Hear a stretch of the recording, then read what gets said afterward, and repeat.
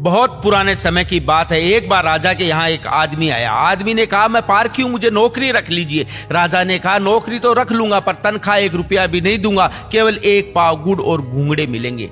आदमी ने कहा, ठीक है। एक दिन राजा एक घोड़ा खरीद के लाया और घोड़े के बारे में पूछा कि इस घोड़े के बारे में बताओ पारखी। पारखी ने कहा, ये घोड़ा है ही नहीं, ये तो गाय है।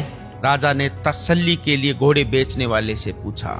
घोड़े बेचने वाले ने कहा, हुजूर ये सही बोल रहा है तो ये घोड़ा ही, पर इसकी बचपन में मां मर गई थी, इसको गाय का दूध पिलाया गया था। राजा ने उससे पूछा, तुम्हें कैसे पता चला कि ये घोड़ा गाय का है? उसने कहा, हुजूर जब ये घास चर रहा था तो ये नीचे मुंह करके घास खा रहा था, जबकि घोड़े का स्वभाव होता है कि घास उठाता है और ऊपर मुंह करके खाता है। राजा बहुत खुश हुआ। उसने कहा, आज से तुम्हें आधा किलो गुड़ और आधा किलो घूंगड़े मिलेंगे। थोड़े दिन बाद राजा ने तसल्ली के लिए पूछा कि मेरी रानी के बारे में बताओ पारखी, रानी कैसी है? मेरे को बहुत प्रिय है। पारखी ने कहा, हुजूर आपकी रानी को मैं देख चुका हूँ, रानी आपकी खानदानी नहीं है। राजा ने तसल्ली के लिए फिर अपने ससुराल में पूछा कि रानी के बारे में बताओ, ये खानदानी नहीं है, रानी की दादी थी। दादी ने कहा, बचपन में इसकी माँ गुजर गई थी, पाला तो मैंने ही है, पर दूध इसको दाई माई का पिलाया गया है। राजा ने उस आदमी से पूछा कि तेरे को कैसे पता चला कि मेरी रानी खानदानी नहीं है?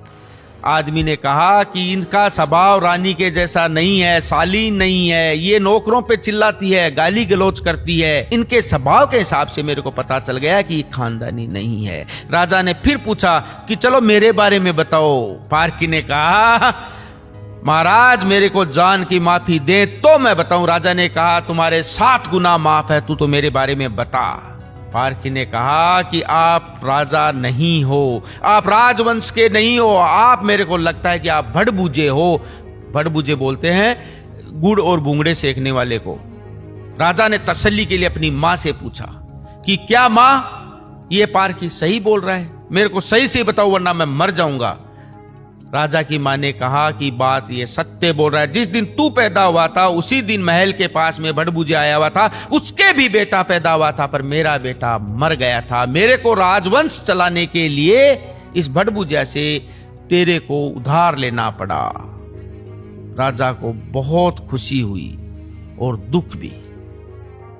इस कहानी से हमें यही सीख मिलती है कि इंसान की पहचान चेहरे से नहीं, चरित्र से होती है। इंसान का चरित्र अच्छा होना चाहिए, चरित्र से इंसान का खानदान पता चलता है।